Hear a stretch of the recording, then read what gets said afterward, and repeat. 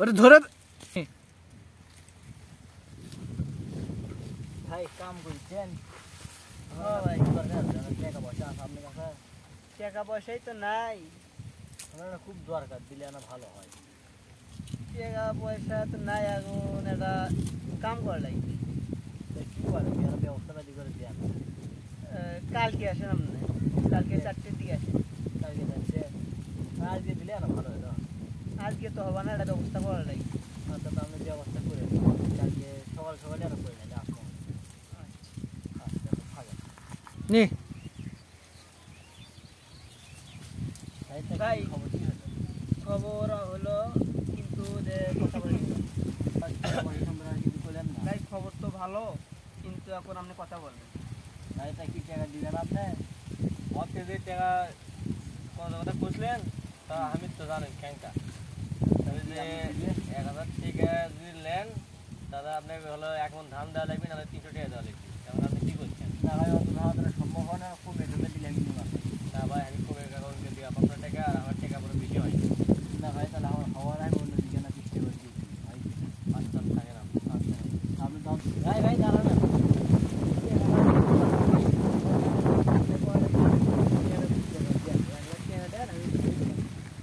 জানলে করে নেবেন ভাই ফানি দেবেন, আমার তো আমি খুব দরকার। সম্ভব নয়, কারণ আমার টাকা বড় কাগজ দিই না, আমি রাগ করতে চাই জলে। তাহলে আমি দেয়া করবো আর এগুলো নিয়ে কেউ জানি জানে না। আচ্ছা দাঁড়ান, কথা সাপ সাপ আপনার কাছে ফানি তাহলে পাইলে শুনে নিলাম, তাহলে 1 লক্ষ টাকা কিন্তু 100 মণ ধান লাগবে, একবার সাফ সাফ কথা। আচ্ছা আর এই কথা জানি কেউ জানে না। ভাই দাঁড়ান দাঁড়ান, ওই লাস্টে ধান আবাদ করবেন, এখন নিবেন আপনি করবেন তো ধান মার গেছে, আবাদ হয়নি, বন্যা আছে, ওগুলোই নেই শুনবো না। আমার যা আমি পাবো তাকে দেওয়াই লাগবে আপনাকে। ভাই 1 বছর পর আপনি পুরো টাকা দিবেন।